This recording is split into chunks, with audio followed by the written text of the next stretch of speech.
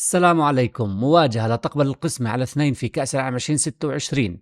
منتخب كندا صاحب الأرض والجمهور يدخل المباراة باحثا عن أول انتصار له في البطولة بعد تعادله في الجولة الأولى، بينما يطمح منتخب قطر لمواصلة مفاجآته وتحقيق فوز تاريخي أول في كأس العالم. مواجهة مرتقبة على أرضية ملعب فانكوفر، عنوانها الطموح والإثارة وثلاث نقاط قد تقرب الفائز كثيرا من التأهل إلى الدور المقبل. فهل يستغل الكنديون دعم جماهيرهم أم ينجح العنابي في كتابة فصل جديد من تاريخه المونديالي؟ كندا وقطر دخلتا هذه المباراة بعد تعادلين في الجولة الأولى، ما يجعل المواجهة حاسمة جدا في صراع المجموعة الثانية. كما تلقى المنتخب الكندي دفعة قوية بعودة نجمه ألفونسو ديفيز، بينما يعول المنتخب القطري على خبرة أكرم عفيف والمعز علي لخطف نتيجة إيجابية.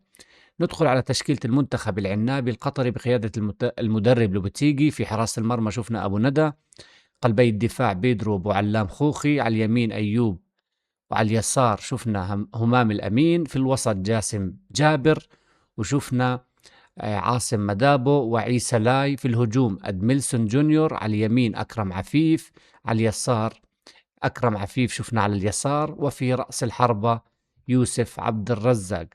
بداية الشوط الأول كانت كندية بامتياز، ومع الدقيقة 16 افتتح سايل لارين التسجيل، اللي هو لاعب منتخب كندا لارين، التسجيل لمنتخب كندا بعد ضغط متواصل وسيطرة واضحة على مجريات اللعب. وخلال أول نصف ساعة فرض المنتخب الكندي إيقاعه بالكامل على المباراة، ليضيف جوناثان ديفيدز الهدف الثاني في الدقيقة 29. تضاعفت معاناة المنتخب القطري في الدقيقة 33 بعد طرد همام الأمين، ليجد العنابي نفسه متأخرا بهدفين ويلعب ب10 لاعبين. وفي الدقيقة الثالثة من الوقت المحتسب بدل الضائع عاد جوناثان ديفيد ليوقع على هدفه الشخصي الثاني والثالث لمنتخب كندا. منتخب كندا قدم أفضل أشواطه في هذا المونديال من حيث الضغط العالي، السرعة في التحول الهجومي، والاستفادة الكبيرة من العرضيات والأطراف التي سببت مشاكل عديدة للدفاع القطري. في المقابل كان الشوط الأول كارثيا للمنتخب القطري على مستوى الأداء والنتيجة، حيث تراجع كثيرا، شفنا تراجع مبالغ فيه إلى مناطق دفاعه المنتخب القطري، وترك مساحات كبيرة خصوصا في الأروقة، الأمر اللي استغله المنتخب الكندي بشكل مثالي ليقترب من تحقيق أول فوز تاريخي بكأس العالم.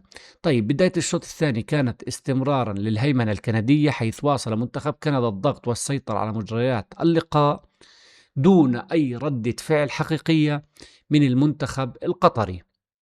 في لقطة مؤثرة تلقى المنتخب القطري ضربة جديدة بعد طرد عاصم مدابو، أثر تدخل قوي على لاعب كندا إسماعيل كونيه، الذي غادر أرضية الملعب مصابا بالتواء في القدم، في إصابة بدا أنها صعبة جدا بل كارثية، وسط تأثر واضح من اللاعبين داخل الملعب، وحتى عاصم مدابو ظهر عليه التأثر بعد التدخل.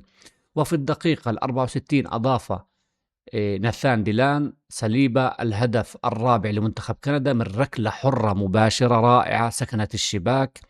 واستمرت معاناة المنتخب القطري ليأتي الهدف الخامس في الدقيقة 75 بنيران صديقة، بعدما سجل محمد مناعي بالخطأ في مرمى منتخب بلاده.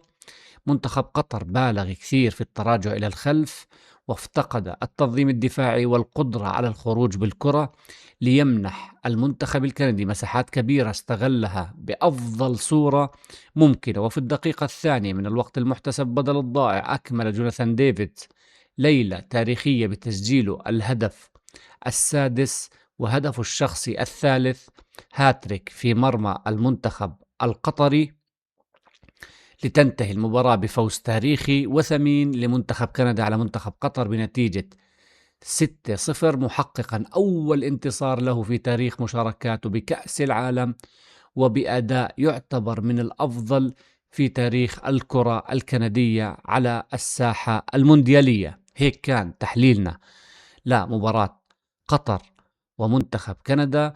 منتخب كندا متصدر المجموعة بفارق الأهداف عن منتخب سويسرا ب4 نقاط، منتخب سويسرا ثاني المجموعة، منتخب البوسنة والهرسك بثالث المجموعة بنقطة، ومنتخب قطر برابع المجموعة بنقطة. في أمل لسه ضايل لمنتخب قطر في مباراته أمام البوسنة والهرسك. هيك كان مقطعنا لليوم. ما تنسونا من دعمكم من اللايك والاشتراك بالقناة وتفعيل جرس الإشعارات عشان يوصلكم كل شي جديد بنزله. بشوفكم على خير. سلام.